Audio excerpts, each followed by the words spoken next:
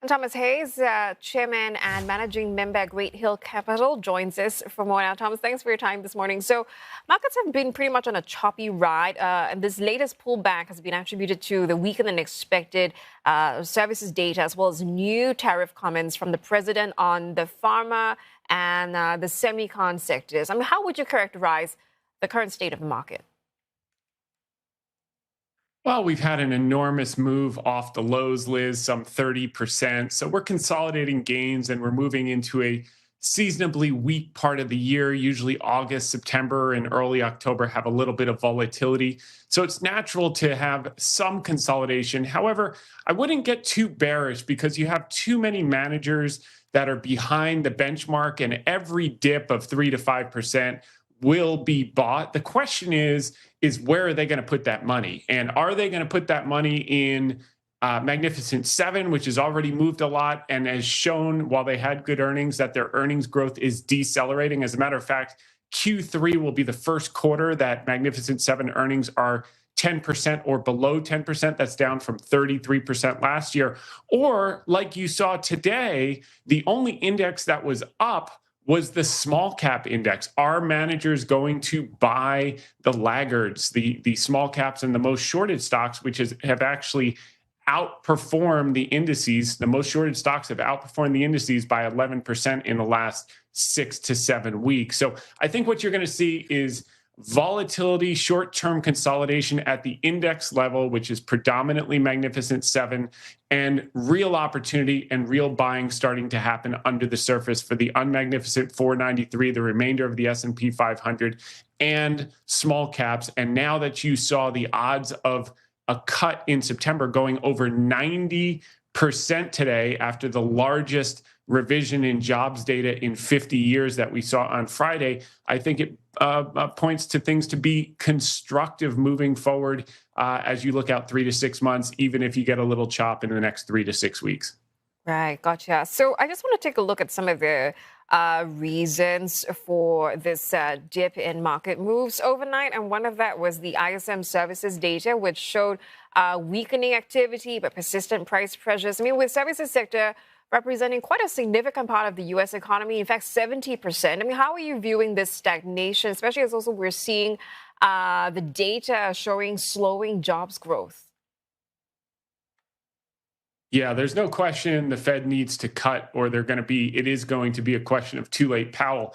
But what you've seen for the last couple of years is you had this huge pull forward of goods during COVID, and then everyone got loaded up with goods, and we went to aggressive service spending while goods spending fell. And now you're seeing a resumption of goods overtaking services. So yes, there is a bit of softness in the services data, but goods and consumer discretionary are starting to pick up. As a matter of fact, earnings growth estimates coming into this quarter in the United States for the S&P 500 were just 4.8%. Well, with 2/3 of the S&P having reported, we're over 10% earnings growth, and earnings estimates for the year have actually gone up, not only for 2025 in the last few weeks, but also for 2026, expecting S&P 500 to come in at about $301 of earnings per share. So on balance, it's mixed. Softening employment is clear.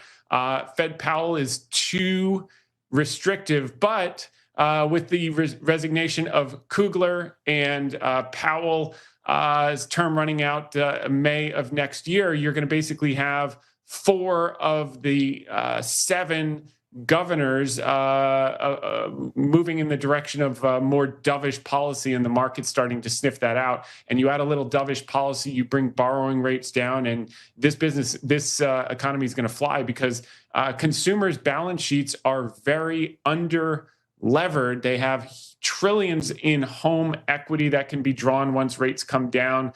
We can re-lever the private sector. The public sector obviously is over-levered. We need to handle that, and Trump is trying to do that partially with tariffs, partially with growth. But the public sector has really a lot of room to move once rates start to come down. So I think you're going to see a snapback after some short-term consolidation for sure.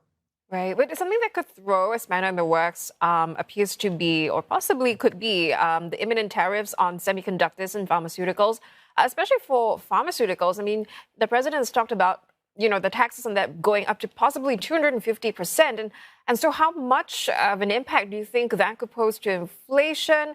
And also, what does this mean for markets, especially in the sectors of tech and healthcare? I mean, should these measures be enacted, which the president said could come in a week or so?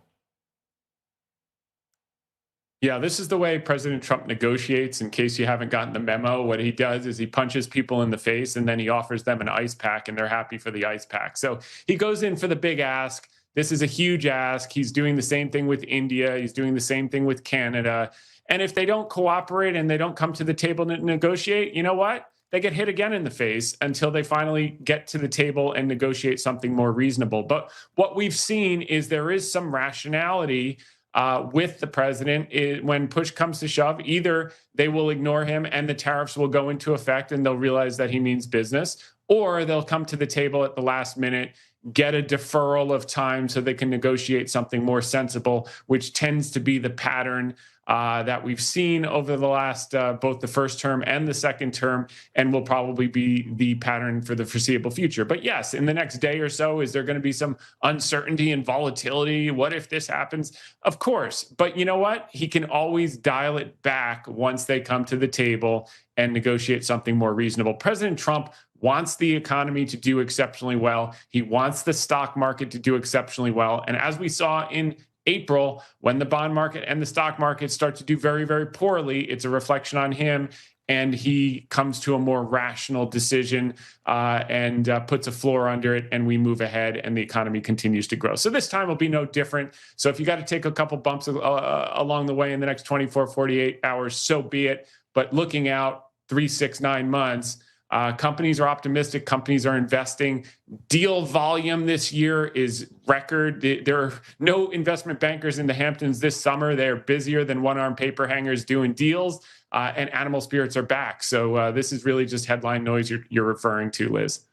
All right, Thomas, appreciate your time this morning. Thomas Hayes, Chairman and Managing Member at Great Hill Capital.